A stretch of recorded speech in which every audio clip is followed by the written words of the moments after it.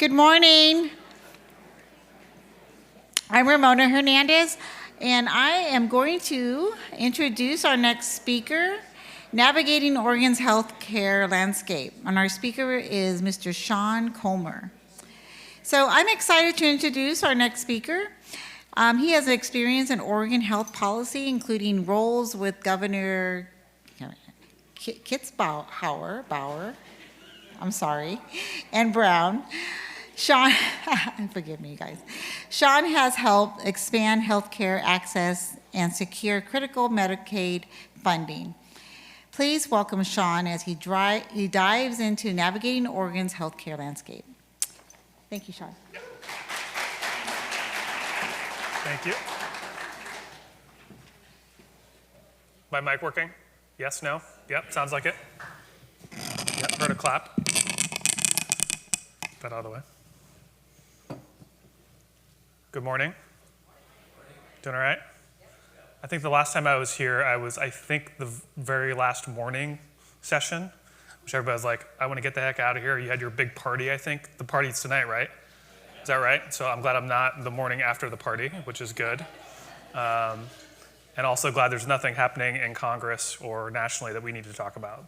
So here's how this will go. I think I have an hour. Is that right? Is that about right? So I have lots of slides, lots of numbers, lots of topics, but this is about you. So yell, raise your hands, stop me, ask questions. I'm used to raucous crowds, so that's why you're here, to engage. So get up, get more coffee, come back, ask questions, stand up, do the things, stop me, etc. We'll start with Oregon, we'll go to national politics. Hopefully people have been using X, Blue Sky, Facebook, Instagram, New York Times, Washington Post, whatever the heck you read, and find out what Congress has been doing the last couple of days, even overnight. We can also talk about that kind of stuff, so feel free to jump in and ask questions as we go. All right, here's sort of some of the things that we'll cover today for those of you who want to talk about these things, and then we'll go from there. Quickly about the Hospital Association, who I work for over the last couple of years. You heard a little bit about my bio, but I currently work for all the hospitals in the state. I have the privilege of doing that. There are 61 of our members across the state. Here's where they are. In my 9-ish years working for the hospitals, and then over 20 years in healthcare policy in the state and politics in the state, this is the most fragile time I have seen. And I've seen a lot of nodding heads, and I know many of you work for them, with them, et cetera. This is a fairly unique time, even during COVID, which is kind of hard to say. This is a pretty fragile time, but this is sort of who they are. So every time you drive by a hospital or in a hospital, they are one of our paying members. So we're an association, a trade association. So that's sort of, we represent both at the statewide level and at the federal level. We do a little bit of community work and local work, but most of our work is at the statewide level and at the federal level. So let's talk about some data. Did anybody see the report we sent out about a week and a half ago? Raise their hand. One, yes. Really good work by our communications team. So we'll make sure we send that back out to you all moving forward. But this is sort of the take-home message. It's really been a perfect storm, and Oregon is not necessarily unique, but we are unique in the West Coast right now. The West Coast is really sort of the eye of the storm as you think about what's happening nationally. Did anybody see what's happening with the Providence Health System? And I think Eric Wexler sent out a release yesterday about what's happening with Providence. Their reports are not good up and down their system. And so let's sort of talk about what's going on. Nearly half of the facilities in Oregon are operating at a loss. And that has been not unique over the last couple of years. And it's not getting better. So this is not just because of COVID. We were making an assumption as an association this was going to be a COVID hangover for maybe a year, maybe two. But this has been the trajectory of our members for some time. They've been surviving off of the stock market, off of reserves, et cetera, but this has essentially been the trend for the last few years, and this is sort of where our members are. For some time, this was really about our rural members. Our rural members were the ones who were struggling, but now this has been our largest members, and so it's really sort of flipped.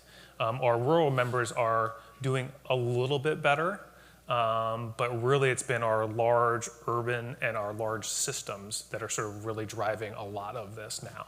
So again, thinking about that perfect storm in this state, we only have 10, maybe 11 true independent facilities now.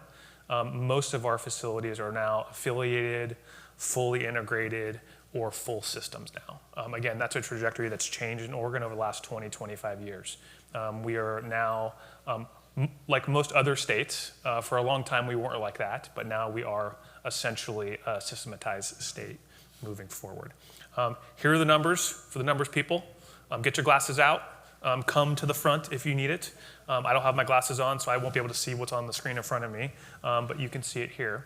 From 2018 all the way to 2024, here's what you can see moving forward. So there's the Oregon is in the dark blue, and national is in that sort of weird, sort of beige color moving forward. So Oregon is really, really in bad shape as you compare it to national averages. So we are an outlier in terms of how we are maintaining ourselves moving forward. Here's what we're seeing both in the data and as we're talking to your peers and colleagues about what's driving those numbers. And this shouldn't be a surprise to the folks in this room. It is a surprise to policymakers. It is a surprise to stakeholders. It is a surprise to advocates and sort of the daily folks that we talk to and communicate with.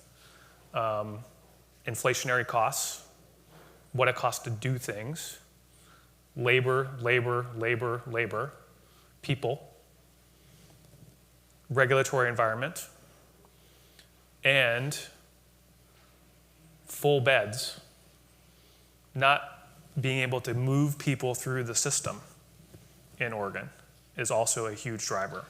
Fun fact, Oregon is really on the far left or right, depending on how you're sitting with me, on the bell curve of our system is still really, really clogged compared to the rest of the country.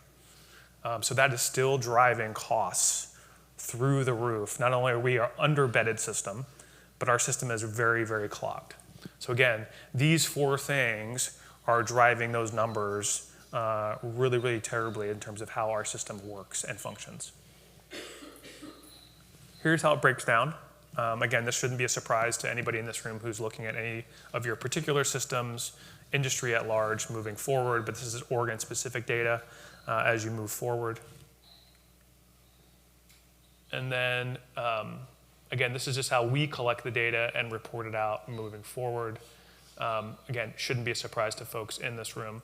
The thing I really want to continue to highlight is the growth, the 40% growth.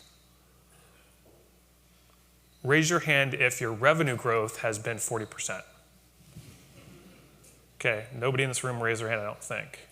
And if you think about public payer mix has only grown, right? And I'm not thinking about public payer mix in terms of if you think about state employees, county employees, city employees, we're not counting them as we talk about public payer mixes because they have obviously purchased commercial insurance, but we should still be thinking about them as public payers because they're not necessarily paying.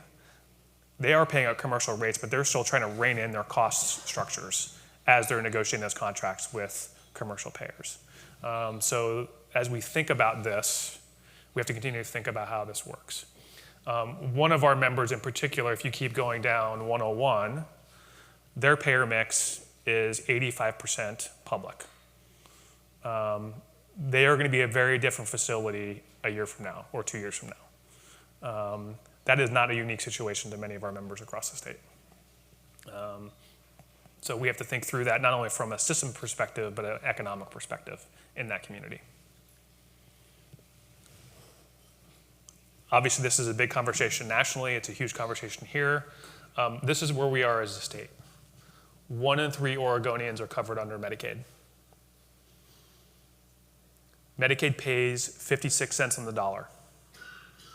So when you think about 1 in 3 Oregonians, payer mix, depending on the facility, depending on the provider type, you're seeing a lot of Medicaid. Cost structures are what they are. Expenses are going up 40%. Something has got to change in that dynamic. The federal conversation is going to impact this, is going to impact revenue, is going to impact how you structure your systems. So right, wrong, or indifferent, this is the policy discussion that happened at the state. A lot of this is kids, but not all of it. But this is going to have an impact on how the system works and functions moving forward, just from a financial perspective.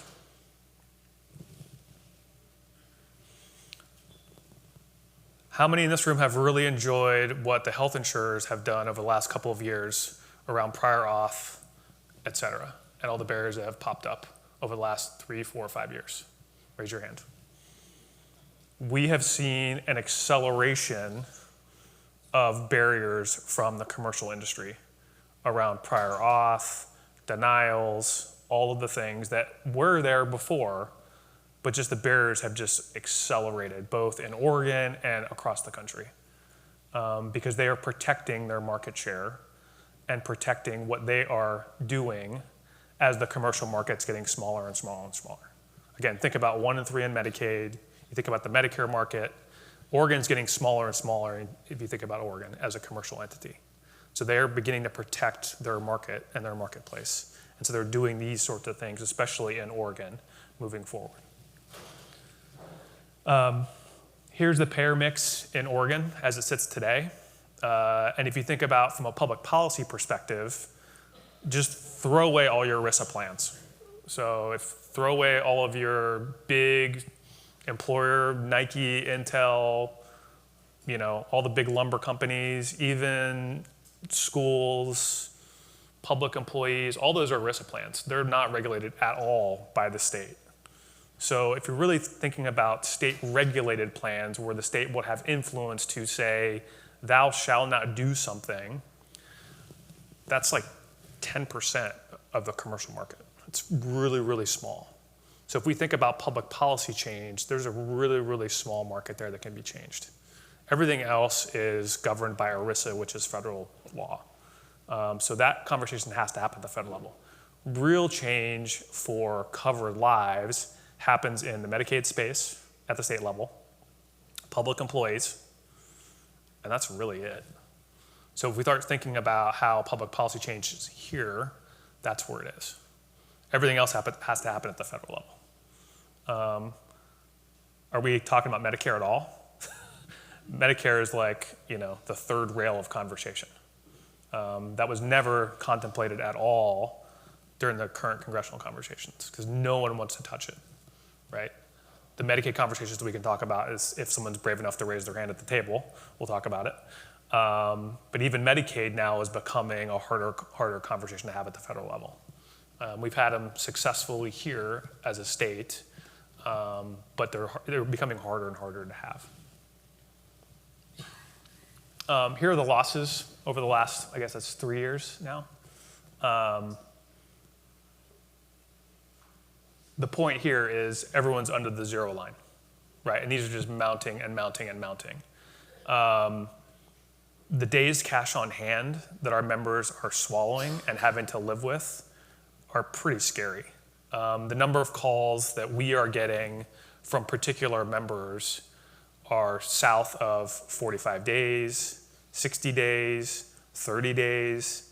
I'm seeing eyeballs getting bigger and bigger and bigger. It's not uncommon. It was pretty uncommon even during days of COVID for us to get those kinds of phone calls. It's pretty common now for me to get a phone call saying, hey, we're operating at X, Y, and Z. Are there things that you all can help with? Or what do I do? Or who can I call that has worked with days cash on hand of this? That's becoming the norm now because of these kinds of lines. Because they're trying to figure out, can I make payroll moving forward? And these aren't your 20-bed facilities out in Eastern Oregon. These are large, urban, suburban facilities trying to figure out how to make ends meet, trying to keep service lines open, trying to figure out how they can recruit providers to keep things open. So this is the environment that I think you all understand because of the finances, but I think our operators are trying to figure out how to keep service lines open and community access open. Utilization isn't stopping. And part of this is the acuity level that's coming at our members. And this is, the system is continuing to fail. So who has tried to figure out how to get a new primary care provider in the last 2 months? Was that really easy? Right? It's been terrible. How about a behavioral health provider? Anybody willing to raise their hand on that one? It's probably almost impossible, right? The ED is the access point. People wait, and wait. Then they go to the emergency department and then they get a referral to something. That's a reflection of what's happening here. Even if you know somebody, which everybody in this room does, they will call somebody and say, can you please get me an appointment somewhere? Can you please pull a string and call your doctor friend and get me an appointment to primary care? That's what's happening now in the system. And that's what's happening here. Utilization's way up, acuity's way up, so people are waiting longer. That's what's happening. That's the system now that we've got. And it's not going away anytime soon.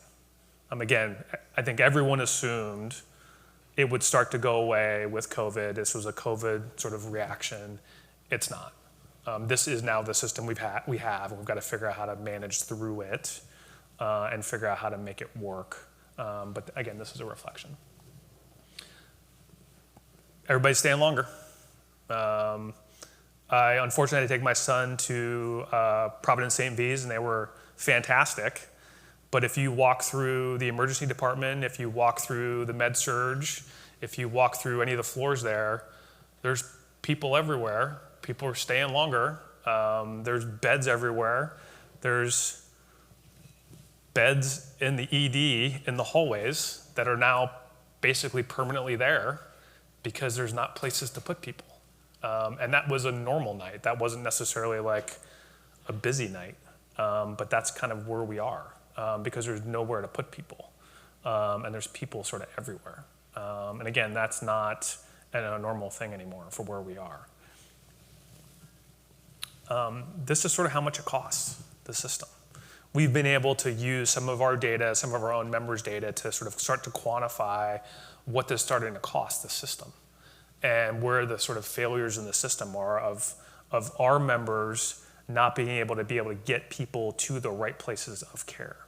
How much does it cost to not be able to put people in the right bed, and how much it costs to not be able to move somebody from a med-surg bed to where they should be able to be discharged to either home, to long-term care, to adult foster care, or the right place, but we just can't get them there because there isn't anywhere else for them to go. And you're leaving them in a very, very expensive hospital bed. These are the costs. These are the avoidable days. Who here wants to stay in a hospital longer than they want to? Raise their hand. Nobody wants to be there. I love my members. They do amazing work. I don't want to stay there any longer. I don't want my kids there any longer than they want to be. This number should be 0. They should come in, they should get healthy, get well, and move on to the next place. That should be the goal. That's not what's happening in the system. Regulatory environment. Who loves regulation? Right? Everybody. The West Coast in particular, Washington, Oregon, and California, has a spaghetti factory of regulation.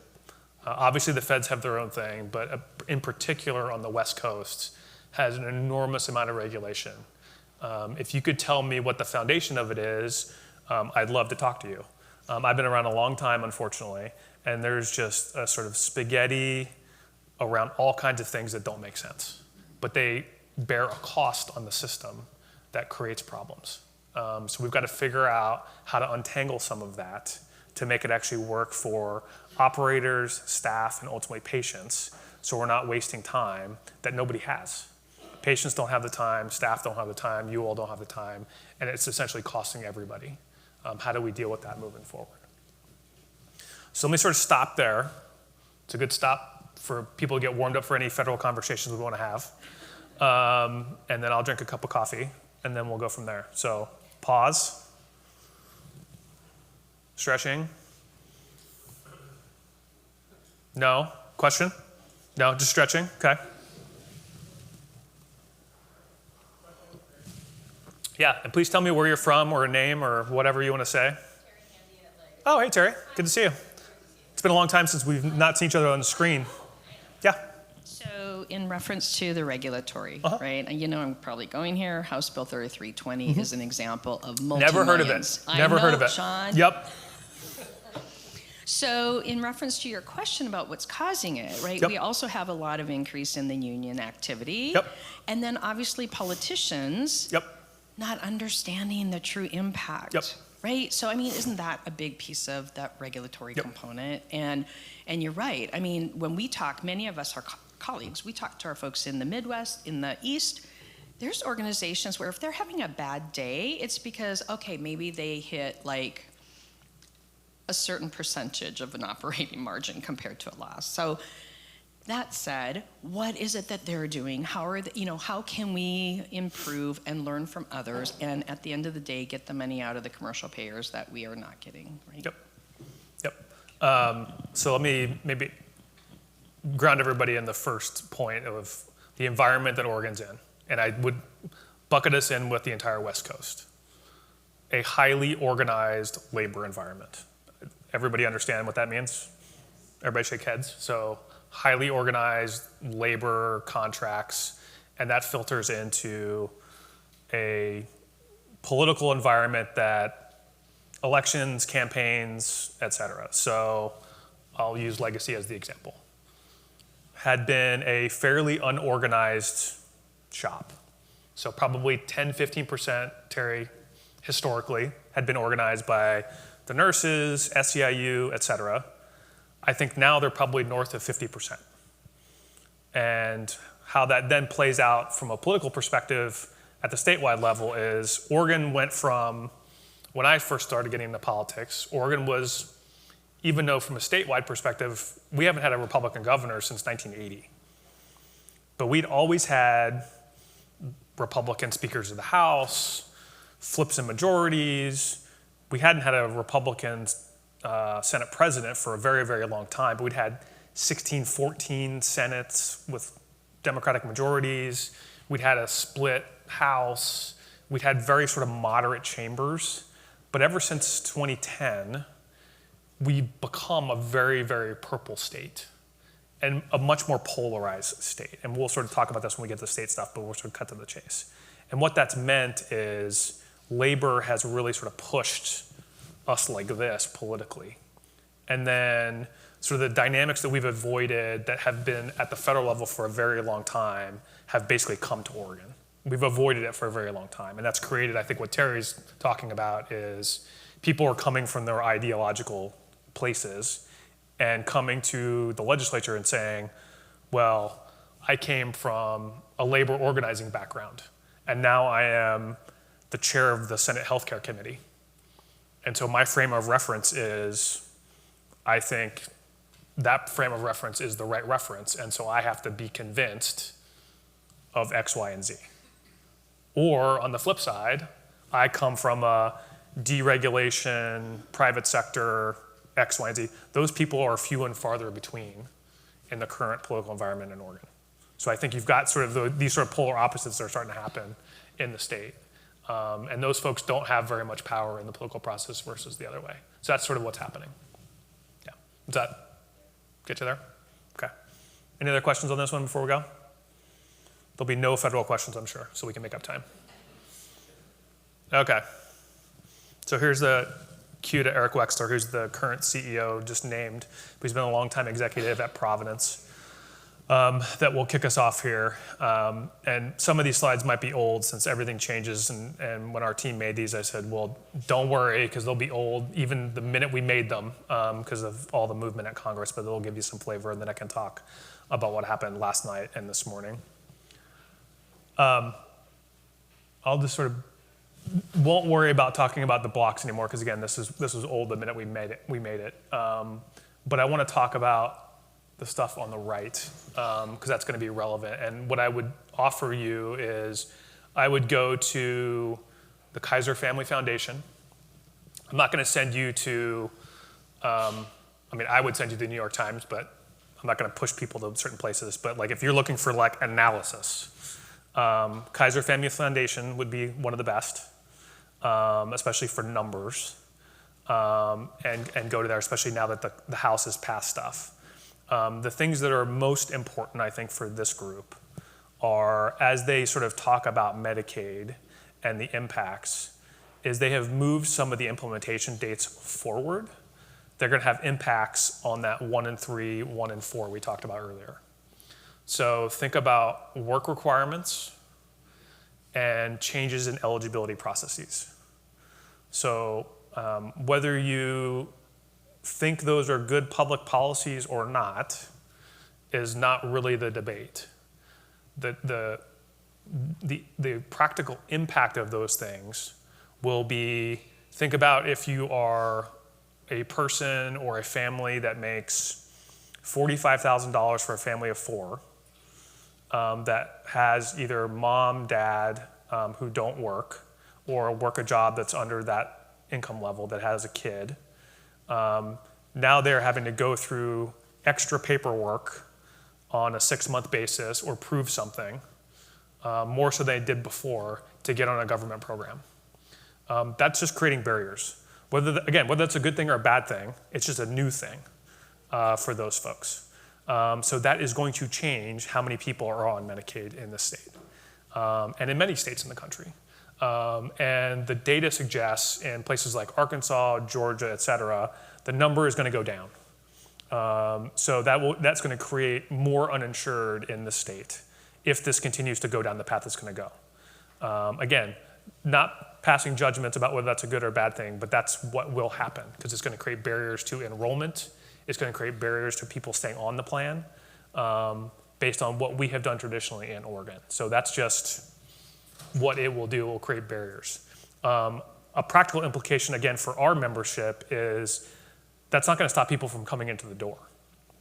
It's not going to stop people from saying, like, my son, my kid, me, I have appendicitis, I have no insurance, I'm going to walk through the door, 3320 sitting there that offers financial assistance, they're going to come anyway. So these are the challenges that I think we're going to have to wrestle with as a state as these changes, if they become law, come into the door. We're going to have to figure out as a state that position us differently than other states. So I think these are the things we'll have to talk about as a state that put us in a different position and potentially a worse position than other states that we'll have to have a public policy discussion about. So let me sort of stop here for 2 seconds. And if folks have some questions about that, we already talked about this. And I'll stop here at this slide so we can talk about some timelines, especially since stuff happened last night. And if people have particular questions about stuff that's in the House version that just passed and how some of the timelines will work, this might be a good place. People love Congress. Yeah, Terry.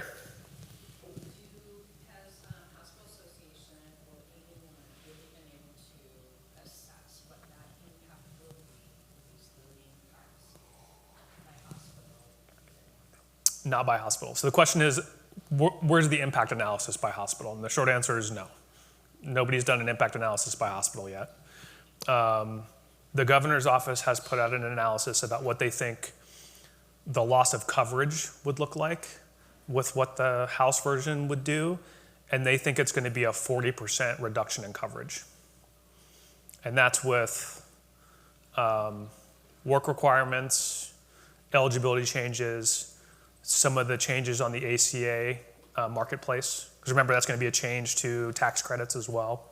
So all of the changes in totality, it'd be a 40% reduction in coverage. Does that include their undocumented? Yes. Okay. Yes. And the reason why I say that is Yeah. I know that some states kept an identifier for maybe undocumented, where I think in the state of Oregon we didn't. Correct. Causing us a problem to be able to say, okay, Yep. unless we use some kind of percentage. Yep. So, Yep. thank you. A 40% reduction in the insured population. Yep. Yep, that's right.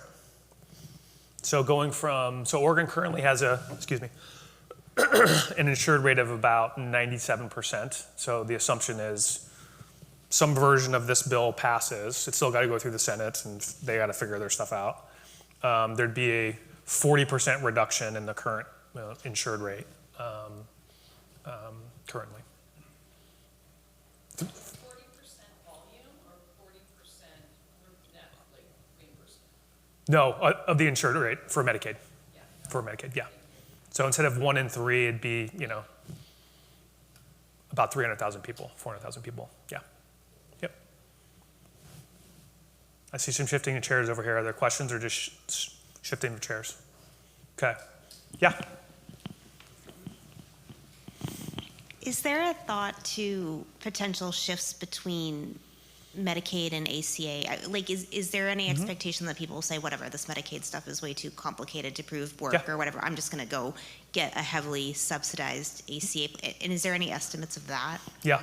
So the question would be, would people say if I'm at 175% of poverty, am I eligible for a subsidy on the exchange?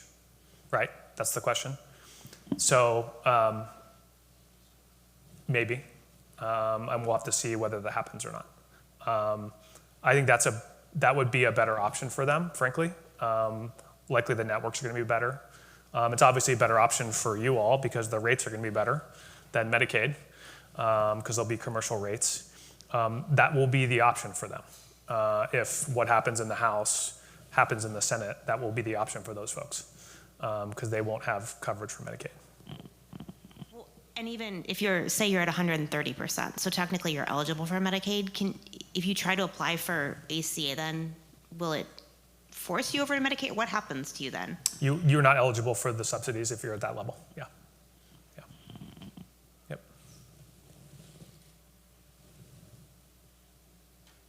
So let's talk about timelines real quick. Everyone's, oh my gosh, the House did something.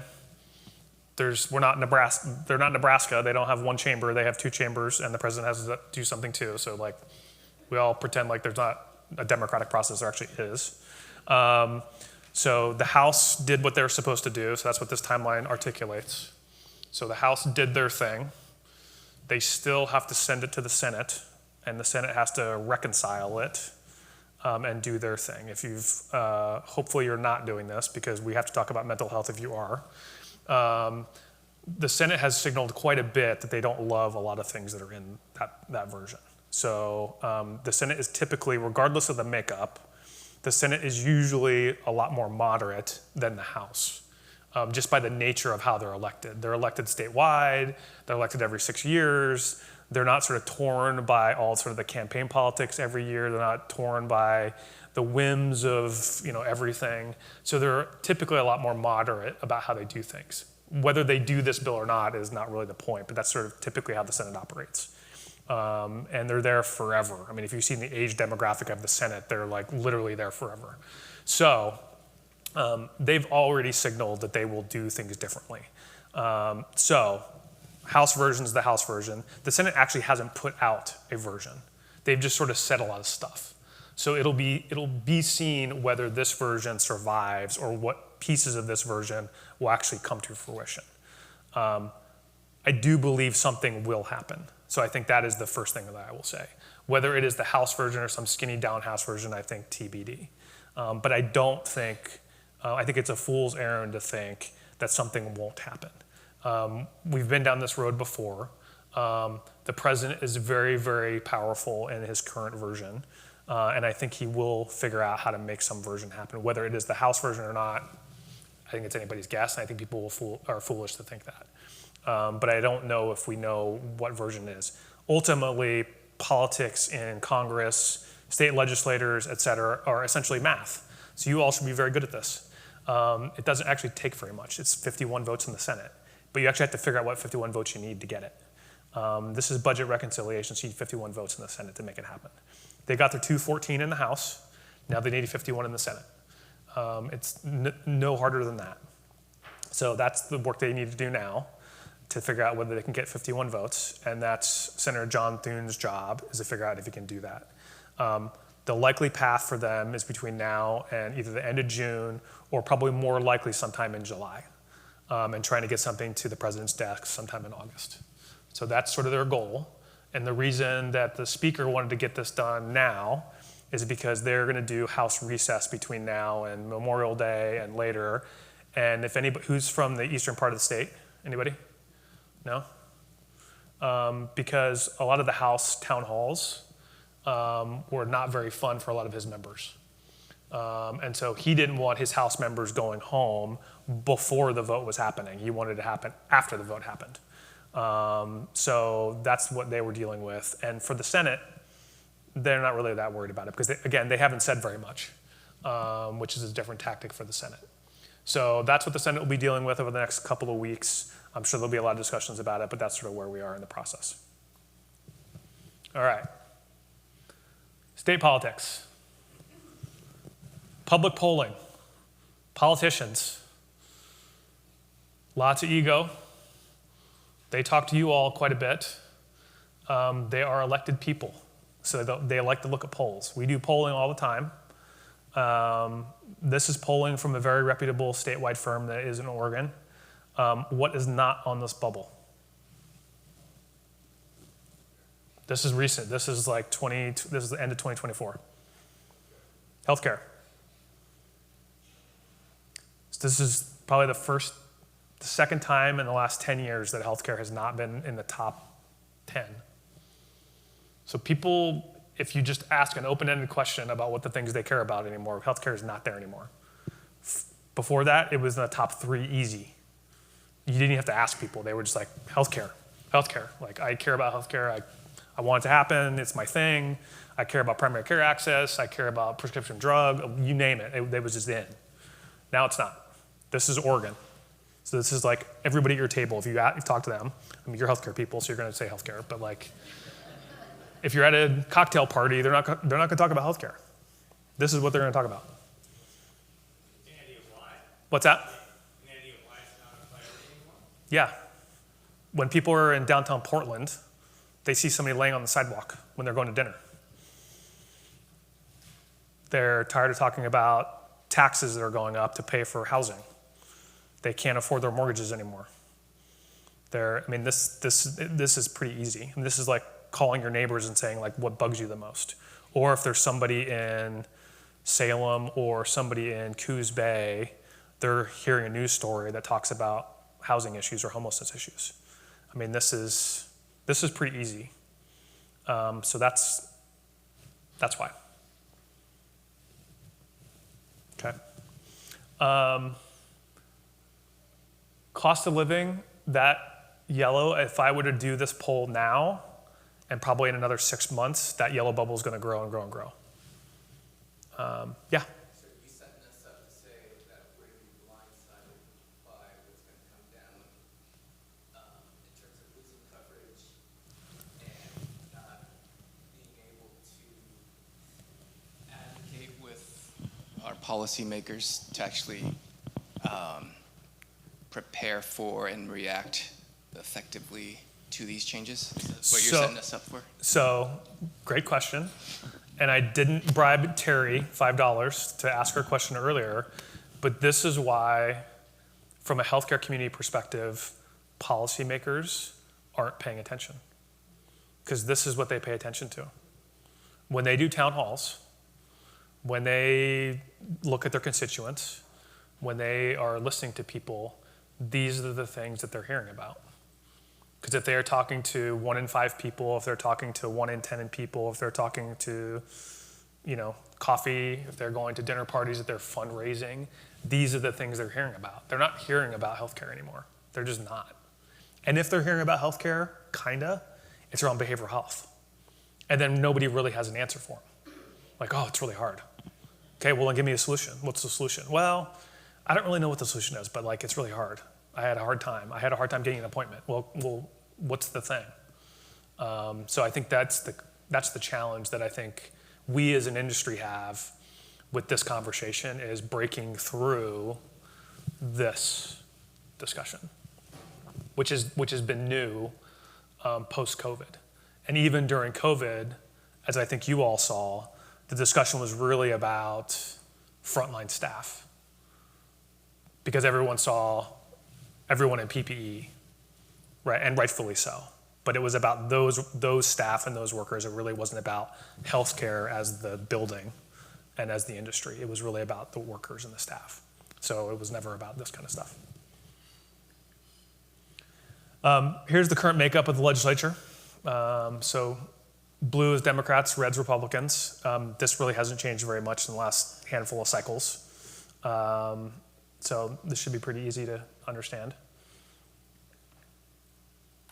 Here's where we are in the session. So every even year is a short session. Every odd year is long. So thank you for having me here today, because that means I'm not in Salem for at least a little while. But we're getting very, very close to the end of the long session. So this is really the big session for the legislature to set up all of their budgets. They budget every 2 years. So we start in January and we're over the end of June. For anybody who deals in Washington or California, they do sort of shorter sessions, but they do every year shorter sessions. So Washington's already done, but Oregon does a really long one and then a super short one in February. But this is really the budget writing session. All the big policies happen this session. This is really our session. The February one is really kind of a campaign session, electoral session, et cetera. We're almost done. We have about 4 weeks, 5 weeks left of the session. So most things are either pretty buttoned up or getting pretty close to being buttoned up. Governor Kotek, she's about midway through her first term. She was a long-standing Speaker of the House, the longest-running Speaker of the House in Oregon's history. Shouldn't be a surprise, folks seeing her. Again, top priorities, very aligned with the bubbles. Kind of shocking, right? Again, no healthcare, but she is very steeped in healthcare. She spent a lot of time on the healthcare committees in the House, and she spent a lot of time doing healthcare work before she was an elected official. So she knows healthcare quite a bit. House leadership is right here. Very, very new leadership in the House. So again, this sort of plays out into how the House will move forward. And then here is the Senate leadership. Senator Wagner is the longest serving of the leaders in the legislature. And he's only been in this job for a little over a year and a half. So if you think about leaders in a time of uncertainty, of a potential recession, of changes at the federal level, the legislature's got some new leaders that are going to have to navigate this kind of conversation. Just as a reminder, this is not a full-time gig for these folks. They are sort of part-timers, not in like a bad way, but they're barely volunteers. They get paid a stipend to hang out in the legislature. They've got full-time jobs outside of this. Their employers let them leave to do this for 6 months every other year and during other times. So this, again, isn't like the job that you have currently or the job that I have. They do this as what they want to do, but they have other jobs. So again, in Washington, it's a full-time gig. In California, it's a full-time gig. In most other states, it's a full-time gig.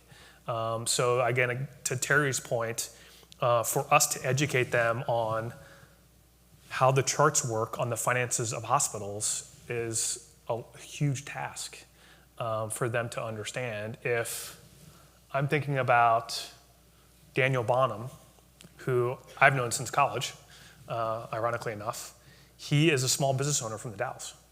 He runs a small business, and he's the minority leader in the Senate. Really great guy. He does really great work in the Senate. But I'm trying to explain to him how the 340B program works. I mean, that's an enormous task when he's got all kinds of other things to deal with. So again, you got to think about like who are the experts, who are not the experts, and he's trying to deal with other things and trying to sort of balance his family life and business life. So again, thinking about who we're trying to advocate with and advocate for moving forward.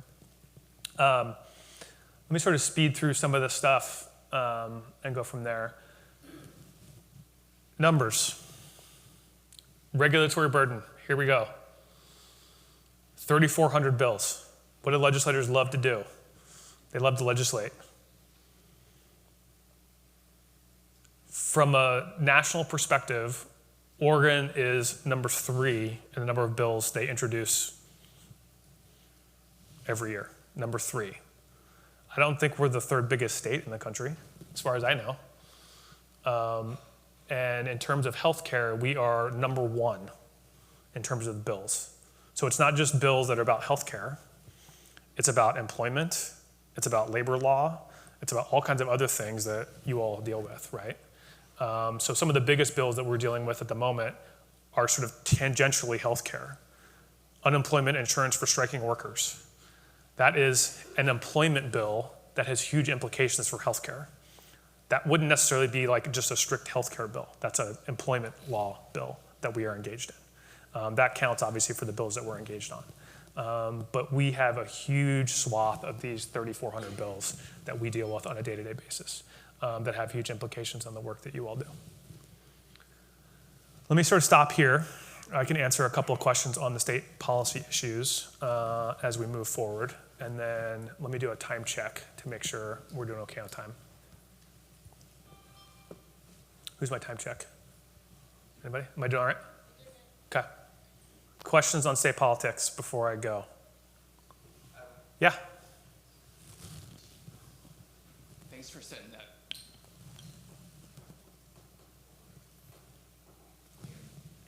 You can just yell. I'll repeat your question. That's fine. Thanks for setting this all up for us. Yeah. It's doom and gloom, obviously. Yep. It's usually my role. As you know, as the expert, how do you see this playing out in reality? I mean, stuff's going to go down. People in this room are the safety nets of their communities in the hospitals. Something's got to give. The legislator is reactionary. Their budgets are going to be a little behind of what's going to be ahead of our challenges. How's this all going to shake out? And is there anything we can do in the provider hospital community to stem a little bit of the bleeding? Yep. So for the first time in a long time, policymakers are really understanding the foundational piece of hospitals in their community. From a healthcare perspective, from an employment perspective, from an economic perspective. Because they're starting to really understand the fragility of our membership. Now the things are starting to go bad because they've sort of taken our members for granted in particular communities. This is the first time in a long time we've had a hospital close in the Eugene-Springfield area. We had service lines close around maternity on the eastern part of the state and the southern part of the state. We've had multiple members either merge, acquire, go up for sale, declare bankruptcy. I mean, this is a different moment in time, and I think policymakers in particular are raising their heads up going like, wait a second, I never thought this was possible in my community that we were gonna lose a hospital. So I'll use the Coos Bay area hospital as an example. The state has put an enormous amount of resource to build out that port, and they've driven a bunch of federal resources toward that port as well. They're starting to realize, wait a second, we've done all that from an economic development standpoint. That community is struggling just from a community standpoint, from a job standpoint, if you've been down to Coos Bay recently. How is that community gonna survive without a hospital? And they're starting to realize that and understand that. I don't know if they know what to do with that yet, but it never dawned on them that like, wait a second, who's gonna move to Coos Bay? Who's gonna move to that region if there's not a facility down there to take care of them when they're sick or when they're ill? They were thinking about all those other things that make a community vibrant, but they're not thinking about the thing that everybody wants to see when they're down there. They always think about schools, jobs, but like at the end of the day, when your kid gets sick, when mom gets sick, when dad gets sick, or when grandma gets sick, you want a hospital close to you. And so for the first time in a very, very long time, policymakers are starting to think about those kinds of things and starting to react about pushing resources towards facilities. It's not gonna be enough, but pushing resources towards facilities to begin to stabilize it in a way that's important. Or having budgetary conversations about reallocating some resources from various places to coverage. Yep. To mitigate some of that gap. Yep. Let's see if I can do, so this is a good spot. So I bribed Terry a little bit and I bribed you a little bit, so this is good. So from the governor's recommended budget, which is a a recommendation process, and then through the current legislative work that we've done, and I think this speaks to your point about like the so what, and where's the lining of hope about where people think we are and where legislators and policymakers think we are, and you all are, is for the first time in a long time, they're saying, wait a second, where can we as legislators and policymakers put a stake in the ground and say, we need to support a foundational piece of our communities. And one of those pieces is around maternity. Like they're seeing facilities start to clamp down and say like, we don't know if we can do this anymore. We don't know if we can support these services, and we're gonna have to start sort of consolidating, restricting. And so the governor said, I'm not gonna sort of put up with that. And so I want an investment in services to start protecting these services in these communities, because I think this is an important part of these communities to survive. And so she put an investment in that in her budget. The legislature seems committed to doing that. And then other investments towards hospitals that are the only provider investments in her budget. And right now, the legislature is only, at this point, investing in hospitals in these ways and not in any other providers. So at this point, policymakers are leaning forward towards hospitals to do those kinds of things. So there is this sort of small ray of sunshine pointing forward in sort of a cloudy environment. So I think there is some glimmer of hope, but there's gonna have to be a new conversation if what's going on at the federal level comes of a new conversation about how it happens. So, yeah. Let me talk about, I'll just put these up here and see if it sparks any sort of conversation about a couple of different bills that are out there.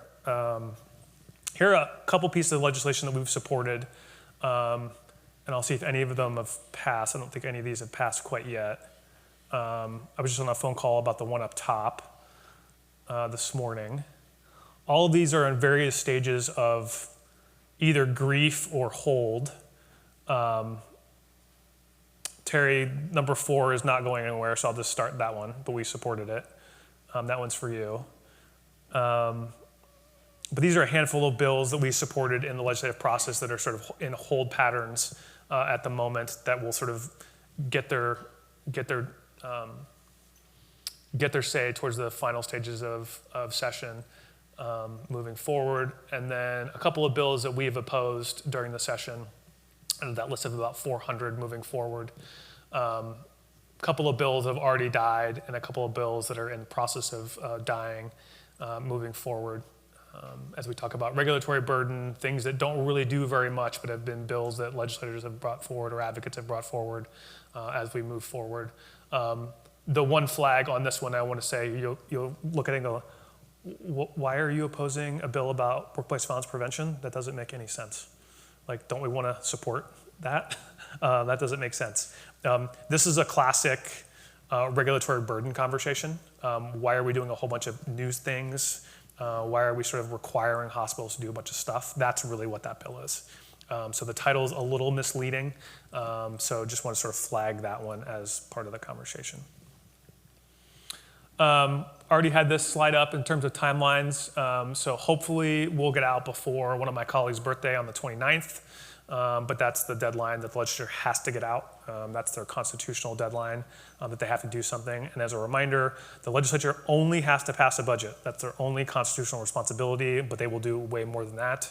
That's all they will do. And then with that, here's how you can find us and do all the things. My comms team would kill me if I didn't show you all the Twitters and X's and Facebooks and Instagrams and LinkedIn's and all the things. So that's where you can find us, all these things, testimony and all that stuff. And that's where you can find our collective team. And then I think with that, I can answer any more questions before you yank me off the stage and I think go to lunch, I think. Is lunch after me, I think, probably? Yeah. Yeah. SB 605, medical debt? Yeah. You opposed that? We did. It was a reporting requirement that would, it's about reporting medical debt as part of credit reporting. And it was really about, instead of having the debt collectors do it, having hospitals do it. So it was really about a process issue, not necessarily about not being on the credit report. So it was a technicality kind of thing. Yeah. Yep. All righty. No politics questions? That's kind of weird for this group. Don't be afraid. I won't bite, I swear. All right. All right, well, thank you. Appreciate your time.